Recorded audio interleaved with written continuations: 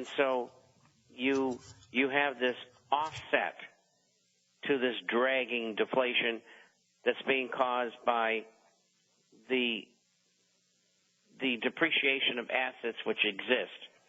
And that's why we've been able to keep from having a deep recession or depression sooner. And all of the money that's being pumped into the system right now, in addition to the increases in money and credit that are already in the system, that money is going to make it even worse. Well, what are we talking about? We're talking about something on the order of, right now, of about $12 to $13 trillion. I think by the end of this year, we could get as high as $20 trillion. I mean, you just talked about AIG needing more money. They'll need $1 trillion to get out of what they're in. $1 trillion. Citigroup will probably need $1 trillion to $1.5 trillion. Bank of America needs more money to affect the buyout of Merrill Lynch. And it goes on and on and on. And there are all kinds of people who have their lobbyists in Congress who are screaming for help, and that is the home builders, the construction industry, even the phonographic industry, and on and on and on. And it's the nationalization of the whole country under fascism. And that's where it's all headed, and we've got to stop it. And you can't do it legally through the system. So how can we stop it? You know how to stop it. The public is going to get so mad that they're going to go off the deep end and the shooting's going to start. That's what's going to happen. Boy, I hate to see that, but when the president takes office, he's only charged with one thing, to uphold and defend the Constitution of the United States. That's it. It's a great document. That's what he's charged with. We certainly have not had that during the Bush administration. We've had nothing but destruction of the Constitution. We've had nothing but war crimes. We've had probably the worst situations that you could put together. The Obama administration is talking about changing it, shutting down Guantanamo Bay, making some changes regarding some of the presidential executive decisions. He's also talking about making a lot of changes as far as putting money into the system on rebuilding the infrastructure. Do you have optimism about this or pessimism? How do you feel about the new administration? Most people, I will say, are of the mind that it's not going to work.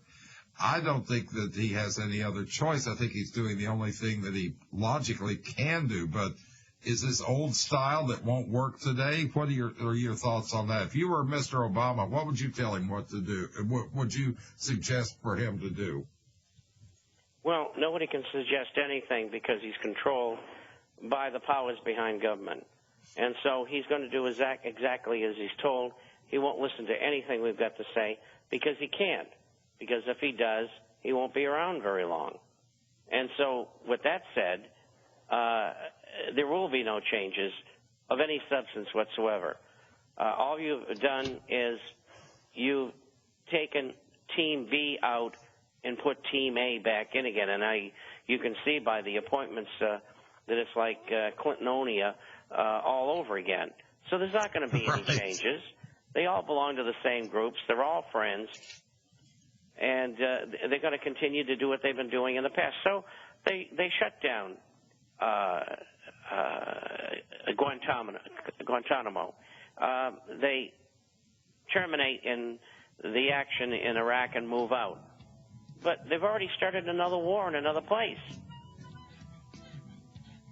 So the more things change, the more they stay the same, but we can't afford it today as the whole house is starting to collapse around us. More when we come back, I think the expectations have been so high that this could precipitate real problems in America right now. They're expecting too much from a Barack Obama administration.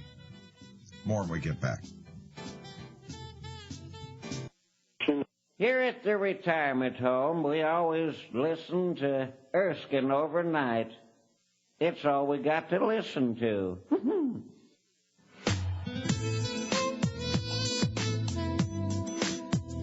The real real estate situation in America is moving into a new phase. Gerald Celente, who will be on with us, has said that coming up, we've got a phase which is certainly going to be very interesting, where we're going to have ghost malls. And this is already starting in much of the country. People are moving out. You've got lots and lots of retail businesses. It's been estimated that 430,000 retail individual establishments will be going out of business this year. The fact of the matter is we're running into ghost malls. It's going into the commercial sector.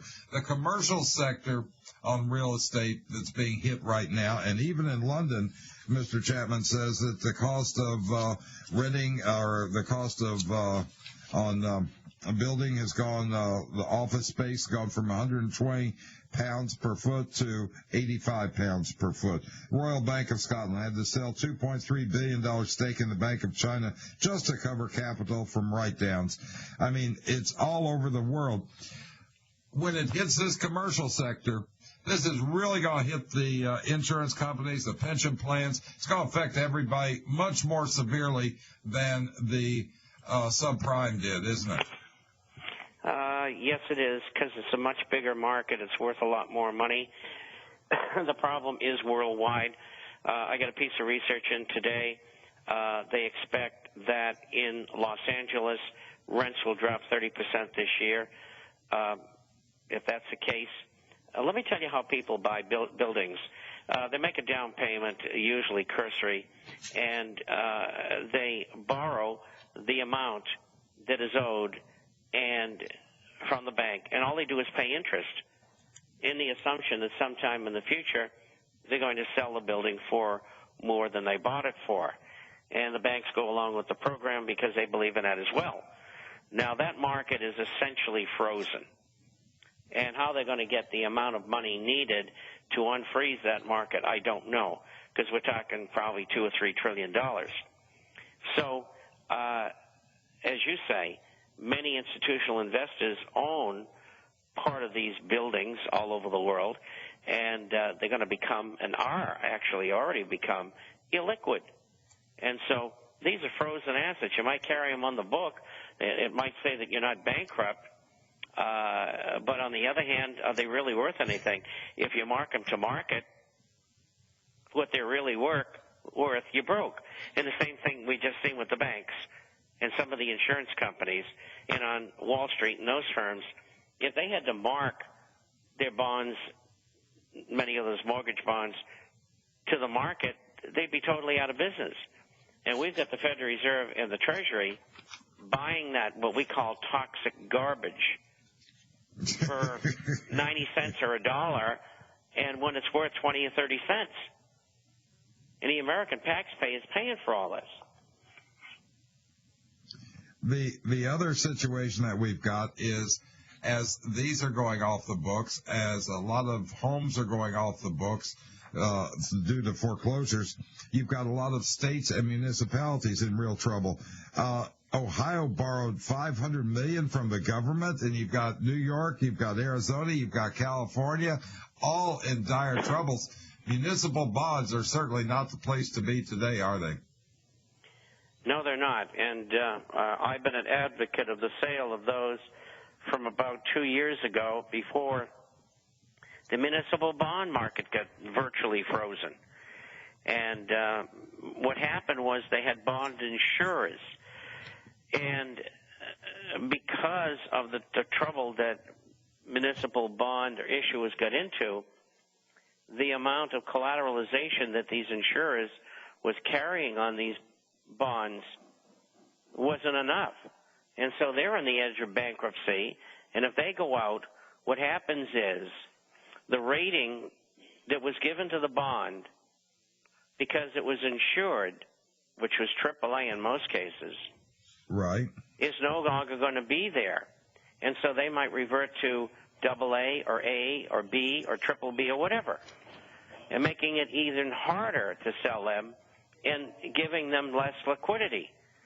So it's an absolute nightmare. I mean, the public doesn't understand this stuff. In fact, most people with master's degrees in business don't understand it. No, it's an absolute nightmare. One of the other things that you talk about are universities. They're selling bonds after investment losses, cut the value of their endowments by 25%. You've got Harvard, Princeton, Cornell, all having problems. Now, not only would universities be having problems, but churches would be having problems, wouldn't they? Everybody. And that's why you're going to have revolutions all over the world. You know, I see people worrying about foreign troops coming to America. Never happened. I mean, do you think the French are going to send troops over here when they know the minute all the troops leave and go to America to save America for the American government that they're not going to have revolution in France? You got to be kidding me. So don't look for blue helmets. They're not coming.